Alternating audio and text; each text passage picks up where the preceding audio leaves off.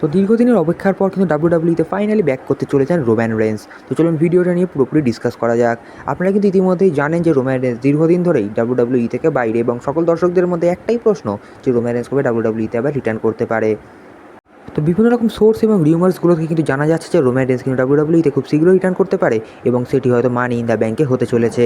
এবং তারপরে কিন্তু আমরা রোম্যান রেন্সের সাথে আবার নতুন রকম স্টোরি লাইন দেখতে পাবো, যেখানে কিন্তু আমরা দেখতে পাবো রোম্যান রেন্স আবার মুখোমুখি হচ্ছেন সেথ রোলিন্সের, এবং রোম্যান রেন্সকে কিন্তু আবার ডাব্লিউডাব্লিউই এর নতুন আনডিসপিউটেড ডাব্লিউডাব্লিউই চ্যাম্পিয়নও হতে দেখতে পারি।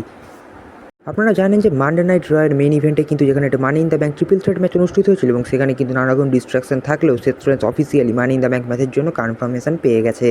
এবং সেখানে কিন্তু আমরা 7 জন মানি ইন দ্য ব্যাঙ্ক ম্যাচটি দেখতে পাবো, এবং সেখানে কিন্তু বেটিং অর্থের দিক থেকে দেখতে গেলে সব থেকে বেশি পরিমাণে এগিয়ে রয়েছে সেথ রোলিন্স, এবং এটি বলাই যায় যে কিন্তু সেই ম্যাচটিতে সেথ রোলিন্স জয়লাভ করতে পারে।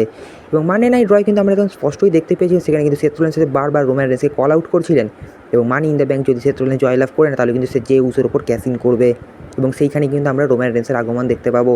এবং সেখানে হয়তো আবার নতুনভাবে স্টোরি লাইন দেখতে পাবো, যেখানে কিন্তু সেথ রোলিন্স আর রোম্যান রেন্স আবার একে অপরের উপর অ্যাটাক করতে পারে।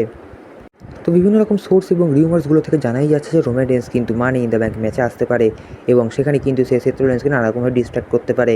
এবং মানি ইন দ্য ব্যাঙ্ক ম্যাচের জন্য কিন্তু বেটিং অর্থের দিক থেকে দেখতে গেলে সব থেকে বেশি পরিমাণে যে জয়ী হতে পারে সে কিন্তু সেথ রোলিন্স।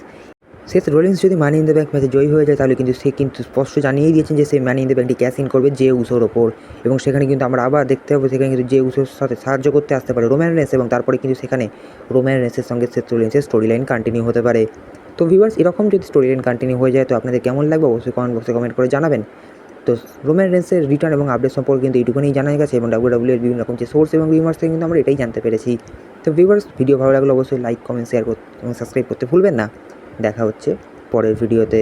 ধন্যবাদ সকলকে।